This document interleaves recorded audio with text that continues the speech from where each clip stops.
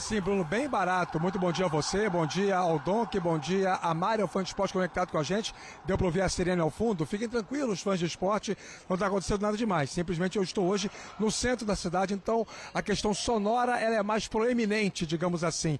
E chegou o dia, Bruno Vicari, em que falarei dos 4 cariocas aqui no Sport Center. E não foi na gestão Ivana Negrão. Certamente ela está assistindo a gente. Um beijo para Ivana, curtindo merecidas férias. Pois é, 32 finalizações contra apenas uma, 63% de posse de bola contra 37% de posse de bola.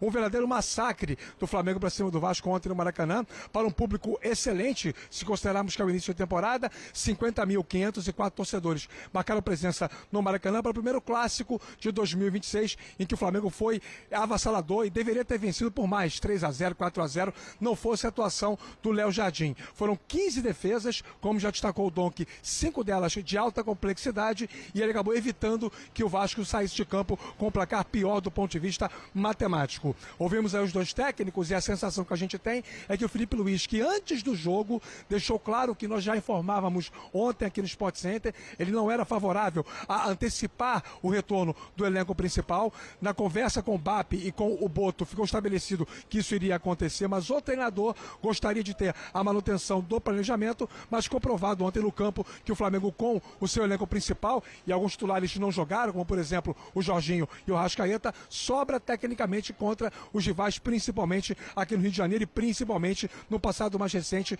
contra o Vasco da Gama. São 13 jogos consecutivos em que o Vasco não vence o Flamengo. Do outro lado, problemas para o técnico Fernando Diniz conseguir solucionar a partir do momento em que o Vasco não terá mais o atacante Ryan. Ontem ficou fora da relação, a tendência é que entre hoje e amanhã o Vasco sacramente a venda dele para o Bournemouth da Inglaterra, e aí automaticamente o time precisará ser recomposto coletivamente para suprir a ausência do seu talento. Vitória merecida no Flamengo ontem, 1-0. Com esse resultado, o Flamengo sai da lanterna para a terceira colocação do Grupo B com 4 pontos, e o Vasco se mantém com 4 pontos na terceira colocação do Grupo A. Ainda faltam 3 jogos para o Vasco e 2 jogos para o Flamengo. O próximo do Flamengo é o Fla-Flu, clássico no domingo, e o próximo do Vasco é o Boa Vista, jogo difícil em que o Diniz vai colocar outra vez o time reserva, Bruno. Pergunta se viu o mesmo jogo que o treinador, né? Vamos rodar esse trecho do Fernando Diniz que o Ébolo citou.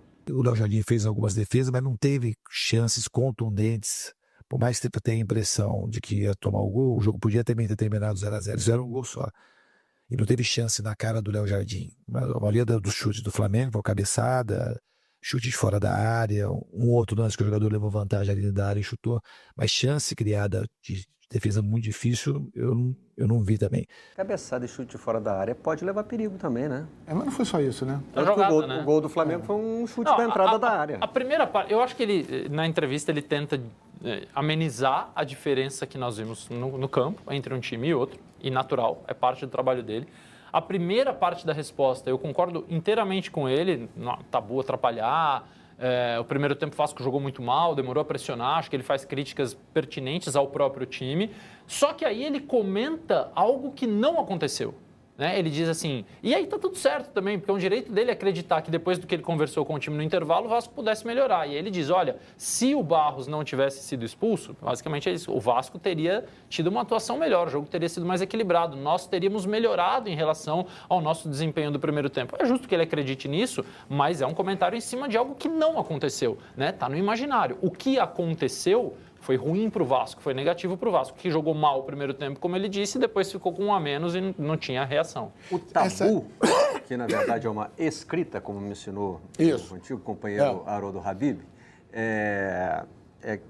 realmente está pesando, né? Eu não sei se pesa na cabeça do jogador, o Fernando Diniz dizer que isso não entra em campo junto, tá ok, mas assim, na rivalidade, no histórico dos dois times, né? Olha, nos últimos 35 clássicos, são 20 vitórias, 13 empates e 2 derrotas para o Flamengo. O Vasco venceu 2 dos últimos 35 clássicos. E, se não me engano, ontem foi o 13º clássico seguido sem derrota do Flamengo. Isso. E outra uma coisa que me são números que a gente não está acostumado a ver entre dois grandes. É número que a gente vê entre um time com tradição e um time sem tradição. As realidades ficaram muito diferentes, né? 50 mil pessoas ontem no Maracanã, aproximadamente. Isso me surpreendeu. Mostra que o torcedor realmente gosta de ver a bola rolar, então quando tem um clássico, logo mesmo sendo um primeiro do ano, a galera vai. Mas deu uma disparada, né? Estava em 30 mil quando o noticiário ainda dizia que o Sub-20 seria mantido. Isso, e que já era isso. Feito, o anúncio, o anúncio no titular deu uma potencializada. Fez disparar de 30 para 50 em um dia. Inclusive, a presença da torcida do Flamengo foi bem maior que a torcida do Vasco no Maracanã. Mas eu te garanto que os torcedores do Vasco não esperavam ver a diferença em campo que aconteceu ontem. Quando eu vi o Felipe Luiz com a camisa marrom ontem, eu falei, é uma forma de protesto. Ele só se veste de preto, tá de marrom, porque não chegou ainda, não era a hora, então resolveu vestir uma cor diferente. Ainda não chegou no tom que ele espera. Eu ainda não deveria estar aqui, então não vou estar inteiro. Ele falou que foi uma sugestão da mulher. Mudar o visual. Ficou elegante. Que ele disse que a camisa preta já estava encolhendo, de tanto que ele lavava. E tem que ser a mesma, negócio de superstição de futebol? Ele deu a entender que era assim, se não era mesmo, ele revelava umas 2 ou 3 ali. Vamos descobrir nas próximas semanas. Mas assim, ele pode ter feito controle de carga, né, nas camisas também, durante o ano. Mas houve um cansaço do preto. Agora ele tem razão. A calça cinza e agora ele foi de marrom. Ele tem razão na reclamação dele, né?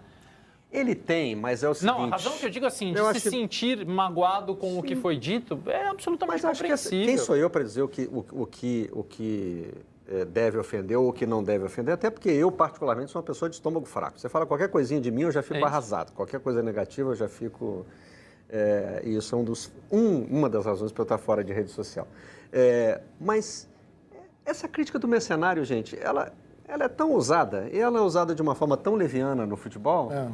que ela meio que perdeu o impacto. Não, eu acho... Torcedor, se não é torcedor só do Flamengo, não, para qualquer torcedor, todo mundo é mercenário. Isso. Todo mundo que negocia dinheiro na sua profissão, né, é mercenário. Aí você vai fazer comparações básicas. Eu me lembro de uma vez há muito tempo, que o Eric Faria estava entrevistando um torcedor do Flamengo, curiosamente, sobre uma renovação de contrato de alguém, e o cara, mercenário, só pensa em dinheiro, e o cara trabalhava num bar. Tinha um bar do outro lado da rua, o Eric foi muito sagaz. Tá vendo aquele bar ali? Se o cara te oferecer o dobro do salário, você deixa esse bar aqui e vai trabalhar naquele? Na hora, o cara já estava quase atravessando a rua. Quer dizer, para ele vale, mas para o craque do time, para o treinador, não vale. Não, mas o que eu lamento é que a gente tenha chegado num ponto em que o futebol virou este meio...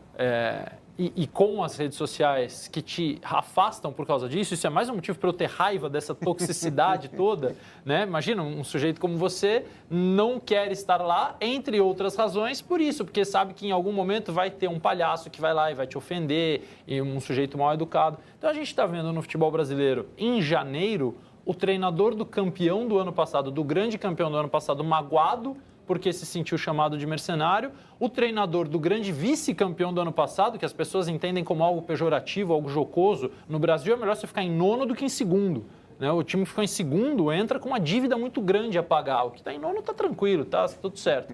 Né? Então, teve um muro pichado e foi vaiado ano passado e também está magoado. O Abel Ferreira também é magoado com parte da torcida que o ofendeu e o xingou durante o jogo contra o Corinthians na Copa do Brasil e em outra oportunidade. Então, eu acho assim, tudo bem, é natural, já é velho, é antigo, mas é um ambiente ruim. Sim, é um ambiente muito tenso e não precisava ser assim, não deveria ser assim. Claro. Né? Então, quando o Felipe Luiz não naturaliza isso e externa a mágoa dele, eu espero que talvez ele ajude as pessoas a refletirem um pouquinho sobre. Não, naturalizar seria errado, mas eu acho que minimizar. Porque, assim, eu acho que ele não vai se sentir mal. Isso é uma crítica que perdeu até a validade. Todo mundo é mercenário, gente. Para o torcedor, todo mundo que não fecha com o clube dele é mercenário. É uma crítica apaixonada. E cada vez mais a paixão no futebol, ela está atingindo níveis mais mais raivosos, às vezes, né? Pela decepção. Por exemplo, terminou o ano. Então, eu acho Felipe que a gente devia trocar o termo apaixonado por fanático. Então, porque paixão, por mais que a paixão às vezes te tire do prumo, né? A paixão é motivada por sentimentos bons, positivos. O fanatismo é um pouco mais... eu acho que esse tipo de atitude é uma atitude mais fanática do que apaixonada. É isso, mas tudo bem. O futebol é feito, o futebol é construído pelo fanatismo também, né? Os torcedores muitas vezes cantam, né? Que isso aqui é uma religião, que as idolatrias, né? As dependências de você viver emoções naquele ambiente do futebol, até para curar determinadas decepções, frustrações. Então, assim, um ambiente numa temperatura mais elevada. E quando termina um ano, que o seu treinador, né, cria, assim, que tem uma identificação grande com o clube, que vinha de uma sequência também de títulos como jogador. Então, o Filipe Luís, a volta dele da Europa para o futebol brasileiro, escolhendo o Flamengo para voltar, criou um elo muito forte com o torcedor. Aí esse cara, no primeiro ano dele, de fato, como técnico, ele conquista os títulos mais importantes. Qual é o sentimento do torcedor? Pô, eu não posso perder esse cara. Esse cara tem que continuar. Eu quero continuar a ganhar e tem que ser com o Filipe Luís. Aí vem o noticiário de que a negociação está virando novela, não chega a uma conclusão. O torcedor, ele quer que o Filipe Luís assine um contrato em branco. Porque é o Flamengo, porque você não pode abandonar nesse momento o Flamengo. Entendeu? Então, assim, não vai assinar em branco. Porque ele é um profissional, você tocou no ponto. Ele é um profissional. Ele está negociando ali a carreira dele. Ele não está negociando a paixão dele. Ele é apaixonado pelo Flamengo, ele gosta muito do Flamengo, ele ama o Flamengo. Use o termo que você quiser.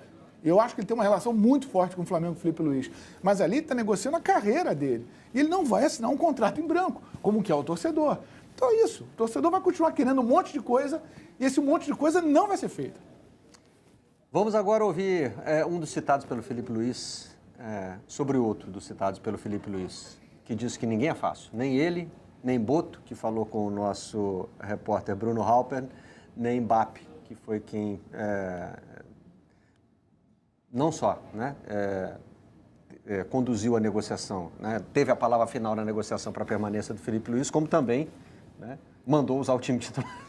Isso aí, o Felipe ontem desmentiu essa situação e o Boto também. Diz que o presidente nunca interferiu em escalação, né? Mas ele pediu para mudar o planejamento, é uma das aspas que a gente vai rodar na sequência. Em 1 ano e 1 mês que eu estou no Flamengo, nunca o presidente interferiu em qualquer decisão que tenha a ver com escalação de time, com forma de jogar, com plano de jogo, nunca. É preciso deixar isso claro, porque isso nunca se passou e não se passou agora. O que se passou foi, ele pediu-nos para mudar o planejamento que tínhamos, por razões institucionais, por a situação em que estava o Flamengo no Carioca. Nós tivemos algumas discussões sobre isso, e quando eu digo discussões não é ninguém andar a bater um no outro, é apresentar os prós e os contras. E foi decidido que tinha que se ajudar o clube no Carioca, mas nem sequer a decisão de vir o elenco profissional toda foi do presidente, foi exclusiva do departamento de futebol. É sabido, não vamos esconder a ninguém, que nós queremos muito ter aqui o Paquetá. É sabido que o Paquetá quer muito vir para aqui, mas em todas as negociações há uma terceira parte. E há uma terceira parte que não está muito convencida em vender o Paquetá. Temos tido avanços significativos nessa questão. Agora, dizer que é uma operação muito difícil, uma operação, quando eu digo muito difícil, porque estamos a falar de valores e de jogadores de um patamar muito grande, em que vamos ter que ter alguma paciência, vamos ter que contar com a colaboração do West Ham, não é? Negociar com o West Ham, não é uma coisa como no Futebol Manager, eu quero o Paquetá, toma lá este dinheiro. Há muitas coisas envolvidas, porque não é exclusivo de um clube brasileiro pagar parcelado, todos os clubes no mundo pagam parcelado, há uma série de negociações e de tratativas que têm que ser feitas que demoram o seu tempo, não no tempo que nós gostávamos, acho que o Paquetá estivesse já aqui, mas estamos a trabalhar e é isso que a gente pode prometer, é que estamos a trabalhar muito para que ele... Será que o West Ham aceita em 12 vezes parcelado no cartão? Ou será que Paquetá é mercenário e não vai vir para o Flamengo, né? Se não vier, né? Se vier, pode ser mercenário também, só que sob os olhares do torcedor do West Ham, como disse José Boto no seu sotaque português. É uma negociação difícil, claro. Nós estamos falando de valores altíssimos, de um jogador que pode ser titular da seleção brasileira, que vai brigar para ser titular da seleção brasileira numa Copa do Mundo, que já foi a uma Copa. E o West Ham sabe qual é o poder aquisitivo do Flamengo, sabe que o Flamengo tem dinheiro, sabe que o Flamengo pode fazer uma grande contratação, 1, 2, 3, isso foi dito pelo próprio presidente, em evento para comemorar o seu orçamento. Tem que comemorar, tem que celebrar, tem que se orgulhar mesmo. Só que isso vai resultar em times que não vão facilitar a vida do Flamengo na hora de vender um jogador para o clube de forma alguma. O Paquetá é um jogador importante para o West Ham, que está numa situação difícil no campeonato inglês, está na zona do rebaixamento. Então, assim... Ele é titular, não é? Não é uma coisa realmente simples de acontecer. E quando acontecer, porque eu acho que vai acontecer, será um reforço espetacular para o Flamengo. Agora a discussão é o quando, né? Porque eu acho que já está tudo amarrado a questão do quando, realmente, né? Agora, sobre essa questão aí do planejamento, eu não entendo por que às vezes há um certo receio de falar que foi uma ordem, uma determinação do presidente. Há coisas no clube que a decisão tem que ser do presidente. São decisões que envolvem a instituição. Se o presidente, que é o responsável naquele momento pela instituição, pelo comando maior de uma instituição, entende que é feio para a instituição disputar um quadrangular de rebaixamento, a decisão é dele, sim. E aí é uma questão de hierarquia. O departamento de futebol, ele responde ao presidente. E cabe ao presidente tomar determinadas decisões, como, por exemplo, olha, a gente pensou uma coisa, não é legal, esse cenário não é bom, eu sei que pode causar um ou outro desconforto aqui na preparação ideal do nosso time principal, mas como instituição não é bom para o Flamengo correr o risco de um rebaixamento inédito para a história do clube. Ok, a decisão tem que ser institucional mesmo. Não pode ficar tudo no colo do treinador. Não existe essa autonomia plena do treinador para tudo que acontece com o time. Sabe por que a resposta do Boto é muito esperta? Porque ele foge do contexto da pergunta falando uma verdade. Ele disse o seguinte, o presidente nunca interferiu em escalações. E nós sabemos que, principalmente, portugueses são muito literais no que eles estão dizendo. Então, é óbvio que o BAP não escalou o time de ontem. Não foi ele que decidiu se ia jogar o Carrascal, ou se ia jogar o Plata, ou o Samuel Lino, ou o Cebolinha, ou o Luiz Araújo. Claro que não. Então, quando ele diz isso, ele está falando a verdade. Ele está sendo sincero. O presidente não interfere em escalações. Agora, mas o presidente mandou mudar o planejamento. Exatamente. E agora, pode. Vai jogar um desses aí. Não é o Guilherme Gomes que vai jogar. Entendeu? Eu quero o elenco principal. Exato. Quem você vai botar no ataque, é seu. Exato. Tá? Mas você vai botar ou o Bruno Henrique, ou o Pedro, ou o Lino. É o elenco principal. E eles não gostariam de ter feito isso. É o famoso, vê quem está melhor aí, bota. Porque o planejamento inicial com o Sub-20 não atingiu o resultado. Eu acho até que não teve um desempenho horroroso, mas não atingiu o resultado. E nesse formato de competição, sim.